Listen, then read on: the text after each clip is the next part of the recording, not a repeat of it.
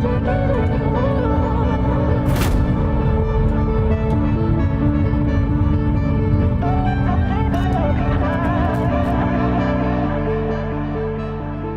welcome back. It is the Built by Vitality podcast. As always, I am Steve Pinkerton, and sitting next to Philip Lewis, who, before we get started, has been extremely aggressive at jiu-jitsu lately. I don't understand. And I'm getting dinged up a little bit. You know, I'm waking up sore. And I'm just trying to, I'm going there to learn, and I'm a sponge. I'm just soaking up the knowledge.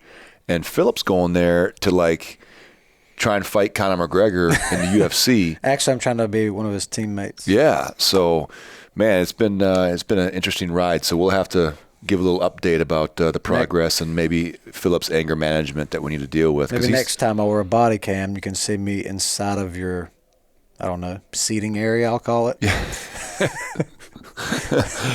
It's tough because Phil's so uber competitive, and I'm just there to learn and have a good time. Okay. And it's like, I don't know, it's hard to kind of find the balance with that right now. I'm there to make you better. Yeah, I guess so. So we'll have a little update on that. As always, it's a big part of what we do each week. But on today's episode, we are going to talk about some hacks. All right. Today is going to be sleep hacks, and we're going to look first at Philip's sleep performance. Well, that's not bad. He needs 9 hours and 46 minutes. X out of that, and go to your wake time. What time do you get waking up? Tomorrow? Yep. Nope. Get out of there. Nope. I'm going to teach Phil how to use this real quick. There you go. Tomorrow.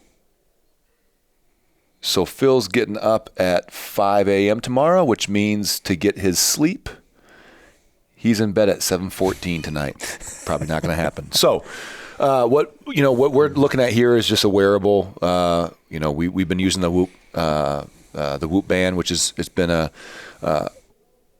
pretty interesting to say the least. But that's not really what we're going to talk about today. The sleep hacks are simply going to be how to set up your room to get your best sleep, and how to set your schedule up to get your best sleep.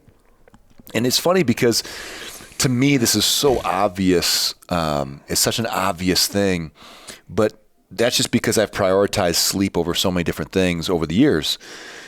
And I think you're going to see a pretty big shift. I've been talking about it for probably 2 years now, but I think it's coming.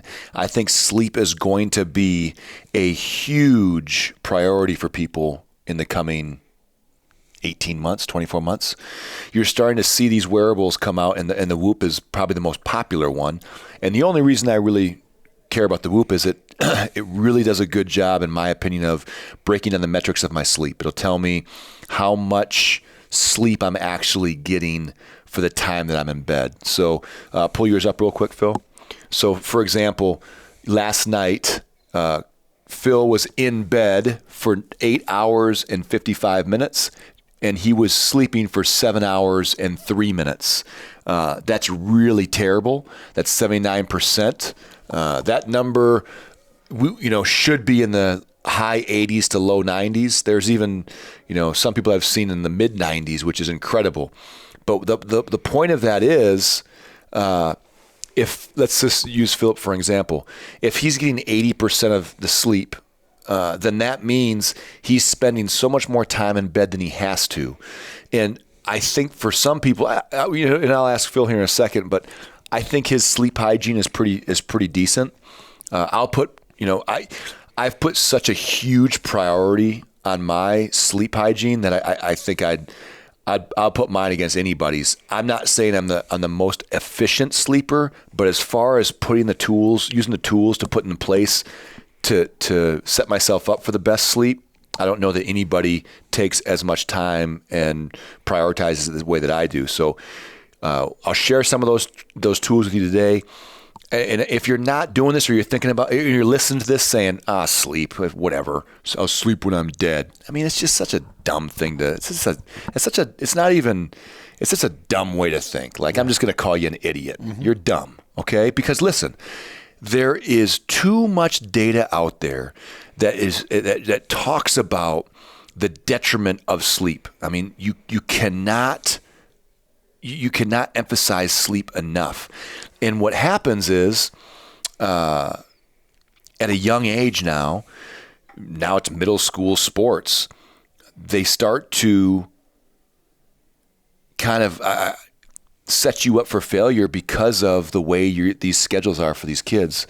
Any club sport parent will know that, you know, you have a high probability of having late practices. You know, practice facilities are hard to come by. So how do they do that? They just push them later and later and later. You'll pull into these huge like Fitness Connection places, and there are packed, no parking spots available, and it's 10:15 at night. Mm-hmm. I mean, it's crazy, and the place is filled with people working out or practicing their sport.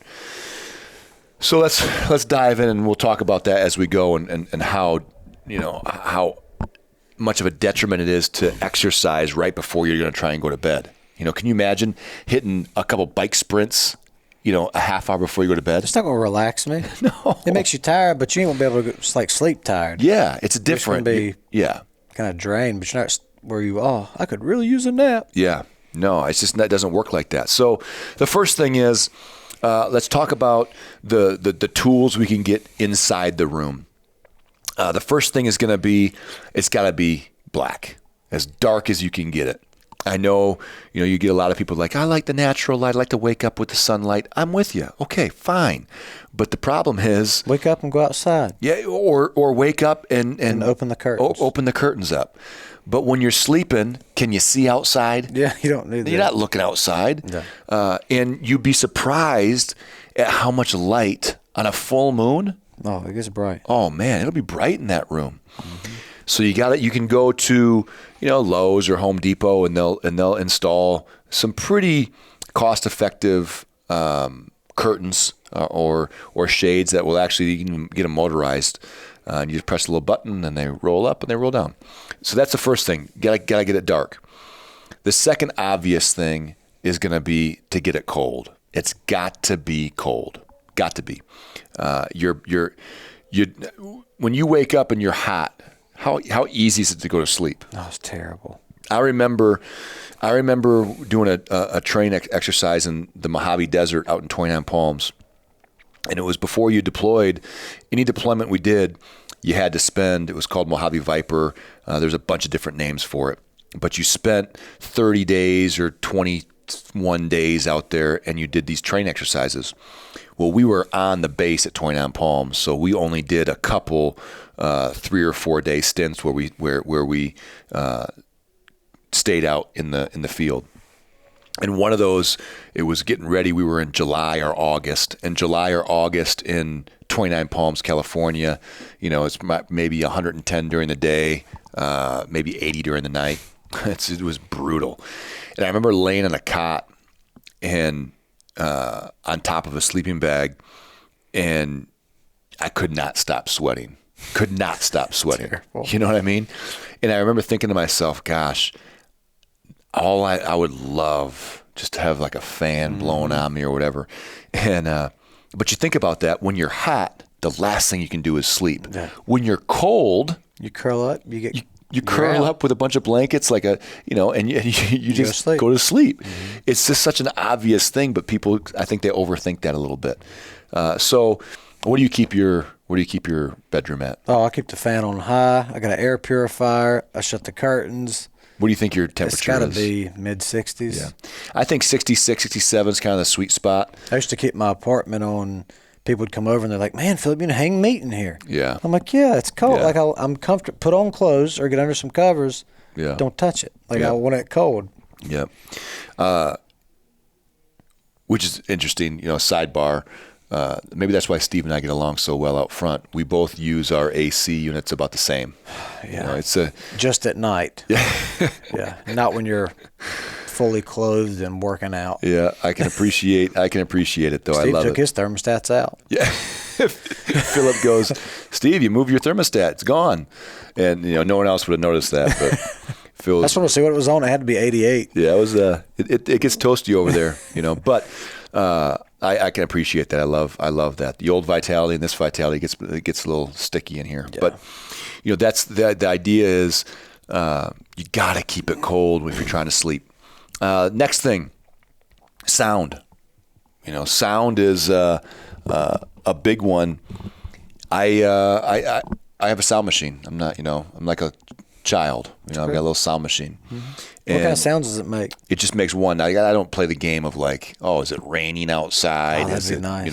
It's just it mimics a fan. It's a very small, compact one that I can throw in my bag and take with me when I go on vacation once a year or you don't never take it every 18 months. But it just sounds like a fan, and that's it. And you can control it from your phone. You can go up and down and get louder or softer or whatever. But you got to have something that drowns out some of those noises that, whether it's the crickets outside or whether it's the creaks of the house or whatever it might be. So it's got to be dark. It's got to be cold. You got to have a little sound machine. That's what we do when it's time for bed. And the fourth one that's been a game changer that I haven't talked Philip into doing yet is some type of cooling mattress. And people are like, "Oh man, you're so high maintenance." I get it. My wife was the I'd one. love to have one. My wife, Jess, made fun of me because I am kind of a diva when it comes to my sleep. Like I'm with you. The door's got to be cracked a certain way. I lock my door. We're going to talk about that in a second too. But I got one, and then I got her one, and hers broke like maybe a week ago, and it was like the end of the world. Mm-hmm. She couldn't sleep. She woke up sweating. It was crazy. And as soon as we got it fixed, she had like the best night's sleep ever. Oh, I would love to have one of those. It's crazy. And the whole idea of this is I'm gonna link to the ones that I have. I'll link the sound machine. I'll link the cooling mattress.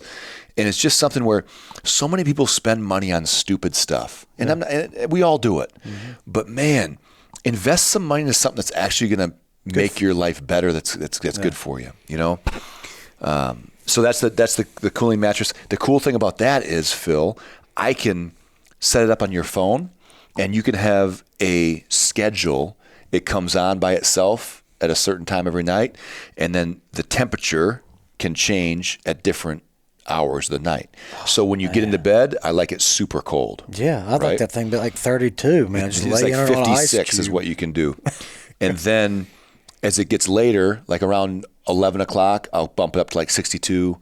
Around 1 o'clock in the morning. Oh, you set that in the app and it adjusts while you're sleeping. It just adjusts while you're sleeping because your body temperature drops, quite a bit, a couple degrees once you fall into sleep. That's why when you wake up, you're usually cold. Yeah. You're usually, you go to sleep hot and you wake up cold. You can really dial this thing in and get pretty nerdy with it and make, and if you like wake up at 2 o'clock and you're a little cold, then the next day you switch it and you increase it 2 degrees or whatever it is. So anyway. Mine might stay on old 56 all night. Yeah. There's been times I've been curled up in my bed with my hands between my legs. And I'm like, gosh, why don't I just change this stupid thing? But, so that's the cooling mattress. I think a lot of people, I could argue certainly for the no TV in the bedroom. There's a lot of people that believe in that. I have a TV in my bedroom. Don't even have it plugged in. Yeah. I used to have to sleep with the TV on, I thought. But when I tried it without, my sleep was better. Yeah, I'm certainly not saying that I would ever sleep with my TV on. There's a lot of people that would say you don't need to watch TV before you go to bed, not in the bedroom, that type of thing. But the blue light and all that stuff. A lot of people, that's, for me, we get my daughter to bed, my youngest, and that gives us like 25 minutes and we can just finally just lay down, relax, watch something dumb on TV, and then get ready for bed. But if you're going to do that, there's no debate. You got to get a pair of blue light blocking glasses. You just have to. Mm-hmm. And the idea behind that is fairly simple. Your laptop, any screen, TVs, phones, they give off blue light, and your body can't tell the difference between blue light and daylight. The blue light is what comes from outside. So if you think that you're trying to convince your body to go to sleep, and you're giving it blue light. It's your body's confused. It's not getting ready for bed. So if you can wear these glasses, they look silly. Like mine are made for like a 9-year-old, so they don't fit around my ears. I look ridiculous with them, but it doesn't matter. I'm just blocking the light from my eyes, and that's helped me. Kind of get closer to kind of getting my body ready to go to bed. And then last, if you need some type of supplement, melatonin is I've never got into melatonin before. I love it. I'll give a little bit to my kids every once in a while if they struggle sleeping. But we had Tracy Davenport, and she's extremely educated, very, very smart. And she was very adamant in the fact that, look, if melatonin is what works for you to go to sleep, then use it, because the downside of not sleeping is so much bigger than the downside of taking melatonin. Yeah. So those are the things, and I'll include the link to the melatonin we use. It's just a dropper. I'll include the cooling mattress. I'll include the sound machine. And I'll put that stuff in there so you guys can see it. And then maybe you just slowly but surely start to build this out in your bedroom to where you can start to sleep better. The wearable, a lot of people don't like using the wearable because they don't want to know how bad they sleep. Yeah. Or they're like, I can't wear anything while I'm sleeping. Yeah. I'm like, and usually the people that say that, but they have on socks, covers, pillow, a TV going, all that stuff, but they can't just wear a little comfortable little bracelet. Yeah, and the thing is maybe the Whoop it takes some getting used to. I honestly I don't even think about it anymore. No. But it's so interesting and eye opening to see. Yeah, you are in bed for 8 hours, but you are not getting 8 hours of sleep. You got 5 hours of sleep. You got 5 hours. You got 6 hours. Yeah. And I would say this. Before, if you're like, man, I don't really want to spend any money on, curtains or sound machines or whatever. Okay, here's what I think you should do. Go get a Whoop watch and use it for 30 or 60 days. Mm-hmm. And if your sleep is 90+% efficient, then fine. Maybe you don't need it. But most people, I will bet, are not 90% sleepers. They're not. And what you can do now is start to build out your routine to increase that efficiency number. And ideally, I would love. I'm probably an 89%, 88% sleeper. I can't seem to get much better than that. I go to the bathroom a lot. 70 and 85 or 88. Yeah, it's wild. And it's just. And we do a lot of that stuff. Yeah. So imagine people that don't do any of that. And it can't be better. And here's the other thing. If you are 90-some%, I would argue that maybe you're getting much less sleep and you're so tired you're passing out. Maybe you got 3 or 4 hours of sleep, but it was efficient because you were so tired. And you were only and it looks efficient, but really you're not. Yeah. And the cool thing about this, and I don't know how accurate it is, but the big argument that I've had for years is people say that, I just need less sleep. That doesn't make any sense to me. So you're telling me that because of something, you need less sleep than I do. That makes sense. Or Philip needs less sleep than me, or I need less sleep than my wife. No. If anything, we need more sleep. It says the baseline that this Whoops uses is, for me, is 7 hours and 30 minutes or 7:29 or something like that.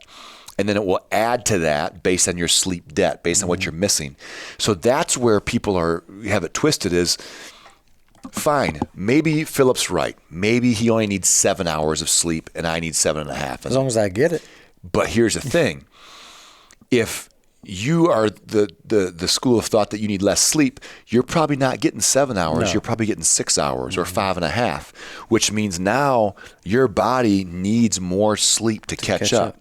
And that's what this watch is so interesting with, is it tells you how how you get caught up. It tells you how much sleep debt you have, and it compounds. And it's not one for one. If Philip gets an hour less of sleep than his watch says, it doesn't automatically say, "Oh, I need 60 more minutes the next day." It might say, "Oh, you need 27 extra minutes." But tonight. It's doing the math, and it's doing some type of algorithm that shows you that, hey, you can't just create your sleep efficiency back after 6 days of bad sleep with one good night.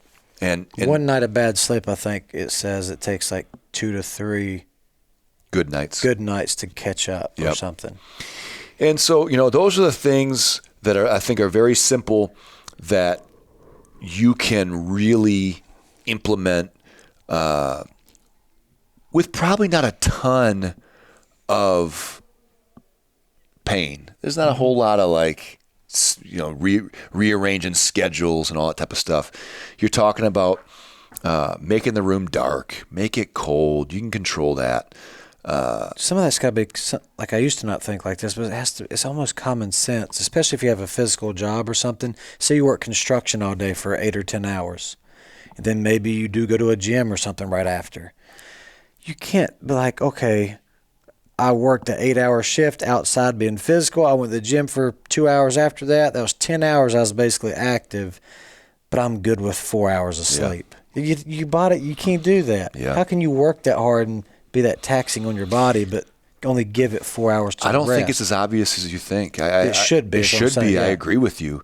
But I think people really struggle with, we have excuses for everything.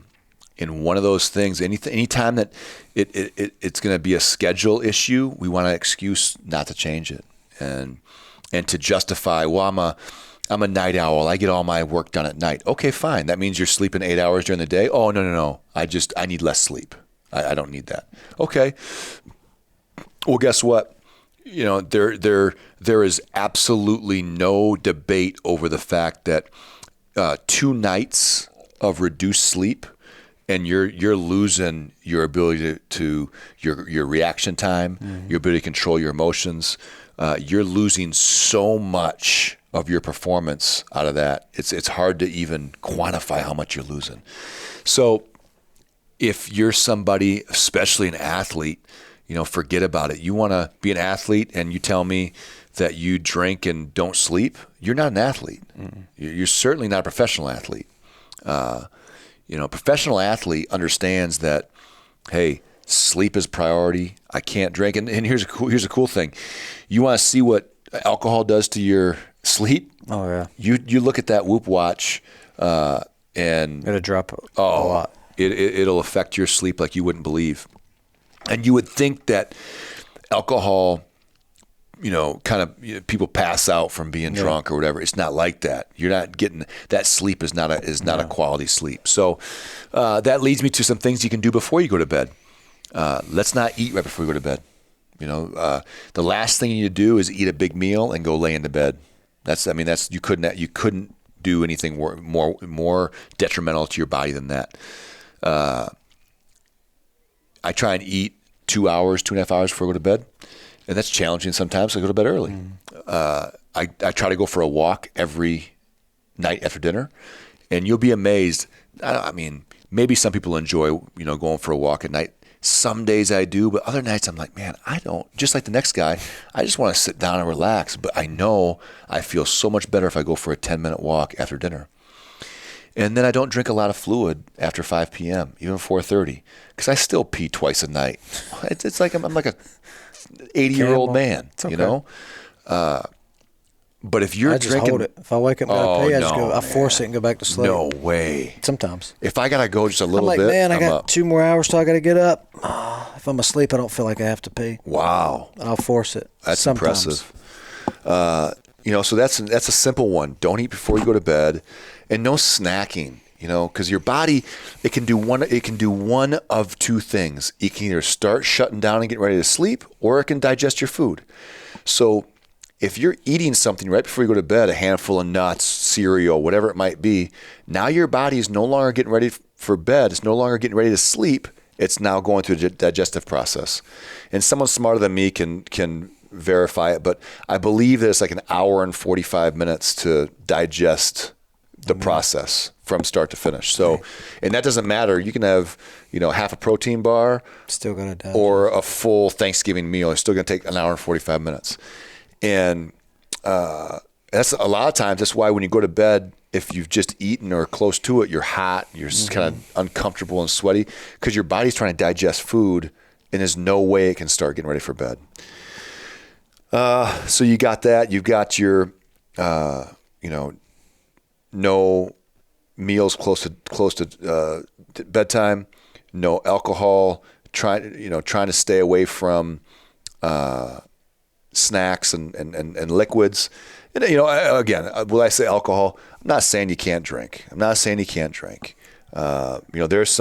There's some people out there that will argue that, one drink at the end of the night just kind of calms you right down. I don't buy it, but I don't, that's up to you. I think it's just, an excuse. It's something to convince yourself that it's okay, that you depend on. Now you're dependent on that external stimulus to try and calm you down, which, I think can get somewhat slippery slope. But, the other thing that you got to think about is, what are we teaching our kids? What are we teaching our kids about sleep? And, I got into a debate with my daughter about, they had changed the practice time for her volleyball. Her times were always 5:30 to 7:30. And then they said, okay, well, hey, there's 5 practices that are 7:30 to 9:30. And they're like 40 minutes away down in Matthews. And I told her, I said, you're not going to those practices. And I called the coach and I talked to her. I said, hey, listen, I know I'm a psychopath when it comes to this. I know that this isn't what you want to hear, but I'm not going to allow my kid to get home at 10:30 at night, 10:45 at night, shower, maybe start calming down and getting ready for bed around 11:30, quarter to 12, and then getting up before 6. Yeah. This is not going to happen. I'm not doing it. And so I didn't let her, and she hasn't. And the coach is really, supportive of that. But the problem is that viewpoint is in the minority. And until you have parents that stick up for these kids and say, you know what, it's not okay that they're practicing or playing sports until 9 o'clock at night. It's not okay that they're doing homework until midnight. That makes no sense to me. So they develop these bad habits. They develop the thought process that I don't need sleep. I made it through high school where I studied all night long and got 4 hours of sleep. What do you think happens at college? Same thing, but it gets worse. Way worse. Now you got all-nighters. Now you got parties. Yeah. You got boyfriends and girlfriends. Stay up all night. Yeah. You got no oversight. No. So they're taking these bad habits and they're rolling it right into college. Because, look, I'm not sitting here and telling you I went to bed early in college. I did not. And I'm not sitting here and telling you that if I would have had parents that were as passionate about sleep as I was, they just didn't know. My mom and dad didn't, we went to bed at normal times, but it was never really a conversation around the dinner table of, hey, sleep is important. Super important. It just wasn't. So I'm not saying even if it was, I would have went to college and changed the things that I've done, but at least I would have started to process that I was doing something wrong, and I was making a decision to. Why do I feel this way? Oh, I went to bed at midnight last night. That's why. And so then you make it through college, and then you get out of college and you get a new job. Well, now you're like a young professional, and you start going out at night. You start partying a lot more. You start staying up late, and you never prioritize sleep. And the longer that cycle goes, the harder it is to break. A lot of people work shift work when they get out of college. Yeah. Yeah. So it's just this. It's a very vicious cycle, and until we get more people understanding the narrative of how dangerous this lack of sleep is, I don't necessarily think it'll change. And it puts people like me in a tough spot because I'm the unicorn that makes his kid go to bed super early. I'm the guy, like even my old man laughs at me when I call him and it's like 7:35. I'm like, I gotta go, Pop. I'm gonna put Charlie to bed. But let me tell you something. If I put Charlie to bed at 7:30 or 7:35, she's a completely different person when she wakes up. Yeah. If she stays up till 9 o'clock or 10 o'clock, sleepover or whatever, forget about it, Totally man. different. Forget about it. And people just aren't connecting the dots, or they're just not, not confident enough in their ability to convey the message properly, that how important it is to their kids. Or they don't want to, they don't want to be the parent that's, looked down upon of the other parents, I personally could care less what any parent thinks about me. It's not, I got plenty of friends. I got Phil. I got you as my friend, man. That's right. I'm usually asleep. And so I'm not out there trying to, raise my kids in a way that other people agree with. I don't care.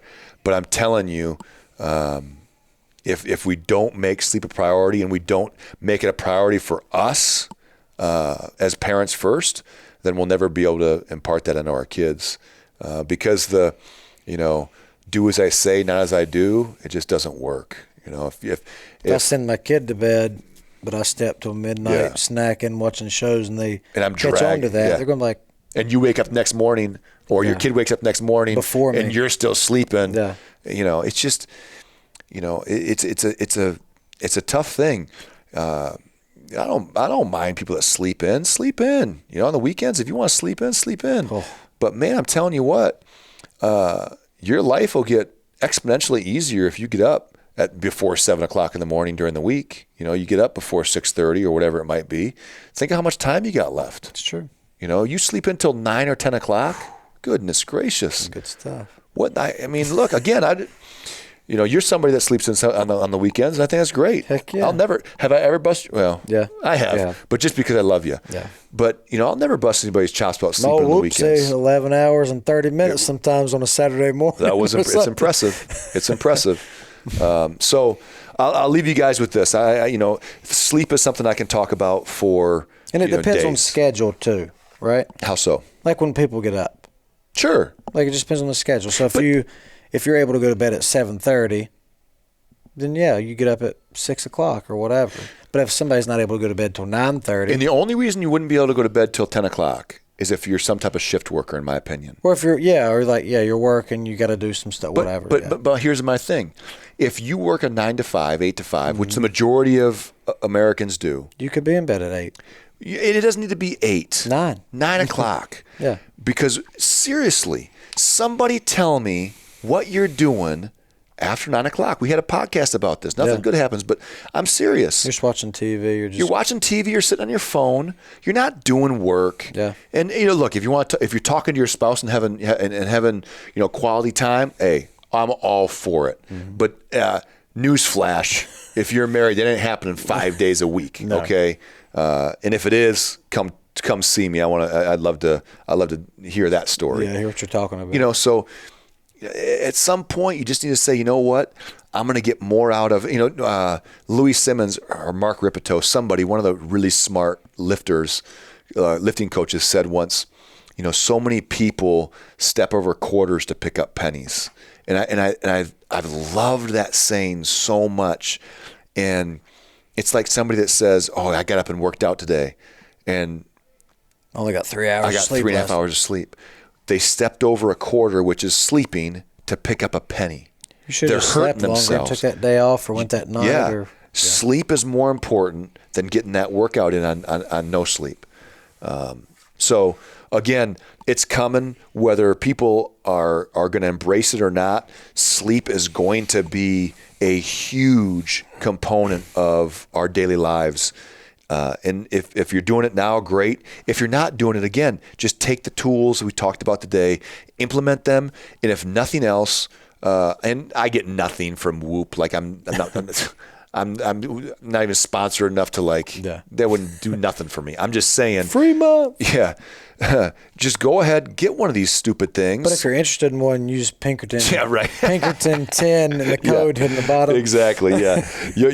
You'll get nothing but one of those little confetti envelopes that blow up in your face. Or say code not valid. Get one of those Whoops and look at it. And if you're like Philip and you're 70 82%, then hey, we need to put some things in place. I ate a really big meal last night before I went to bed. Did you? Yeah, a full lasagna. Yeah. A family size lasagna. Was it I good? ate the whole thing. Oh my gosh. Aroused family size. I said, I'll take that for me. Phil's trying to get to so 190. My whole body was processing a family size lasagna while I'm trying to sleep. Yeah, but you know what? You might you know, and that watch will tell you that. Yeah. The Whoop watch will tell you that. And next time you might, who cares? You know, if you do that every once in a while, who cares? But at least you know. I don't do it every night. At least you know. And then if you get the watch and it tells you, man, you sleep like my older brother, who's probably a 45% efficiency sleeper. You know, I'll log in. He don't need it. He's in my family thing, and let's take a quick peek as before we let everybody go here. Oh, Andrew Pinkerton, 4 hours and 1 minute of sleep. That's pretty good. Now let's look at his week. Andrew Pinkerton, 5 hours and 24 minutes of sleep. This is average. This is average for the week. Let's look for the month. 5 hours and 43 minutes of sleep. So that's pretty good. You know, look, he's making an effort. He got a watch. He must be working 19 hours straight. He's a shift worker. He's a cop. And so he's always getting up to do search warrants in the middle of the night and all hours of the night. And there's not much he can do about that. You know, he doesn't have the ability. He makes fun of me all the time because I take a 20-minute nap every day. He's like, what am I supposed to? What do you mean take a nap? What are we in third grade? I get it. You know, he doesn't have that luxury that I do. And to those first responders, law enforcement, firefighters, military, man, people need to understand and recognize what they do and what they sacrifice because nobody talks about it enough. You know, if you're not a shift worker, you need to shut the front door and support them in any possible way you can, because I'm telling you right now, I wouldn't last a week with his schedule. No, I'm telling you, I couldn't do it. I worked third shift one time. I asked the guy, I was feeling good at about, 1 a.m. I said, hey man, can I use the restroom? He said, you don't really have to ask me, Philip. You go to the bathroom. I said, all right. He didn't know. I went and got in my car, and I went home, used the bathroom, and I went to bed. Oh, dude. He called me and said, hey, man, where you at? I said, I went to the bathroom. The house, this ain't really for me, bud. Oh, man. I was like, I couldn't do it. That's the thing, man. People. I started feeling like I was drunk. Listen, man, and you'll get used to it. And it was the first time. He's got used to it, and he's under that impression sometimes where his body's different than mine. Actually, if anybody, we're 18 months apart and we're brothers. Yeah. We're pretty almost close. identical. Yeah. Okay. His body is no different than mine. He does not need less sleep than me. Yeah. So if anything, he probably needs more doing all that stuff. For sure. So it's just one of those things. I think we just have to take an honest look at what we're doing and how we can get better. And I'm not saying you're gonna be like me and your life revolves around sleep. Fine. It doesn't have to. That's my choice. That's what I'm doing. But I promise you, if you make some of these small adjustments, every facet of your life will improve. Every facet. Your ability to be a parent, a spouse, a employee, everything your will health. improve. Everything. Mm-hmm. There's nothing bad that will come of it. No one will ever say, gosh, I got 8.5 hours of sleep. What a dumb thing that was. No. Nobody does that. No. So again, this is a little bit of a sleep rant, but we'll post some links. If you got questions, hit us up. That's one, if there's one thing I know and I'm confident about, that's sleep hygiene. I'm good.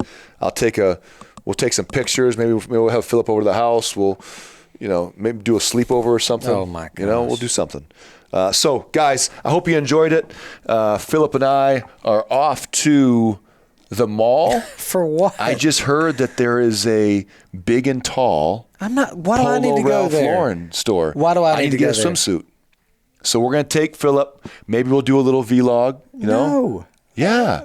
It's big and tall. I don't need to go there. Hey, what do you think they're going to say? What about short and stocky? What do you think they're going to say when Philip walks in the big and tall? Oh, that's good. You can get a pair of pants and it'll be shorts. Oh man. Guys, until next time, this is the Built by Vitality podcast. Thanks.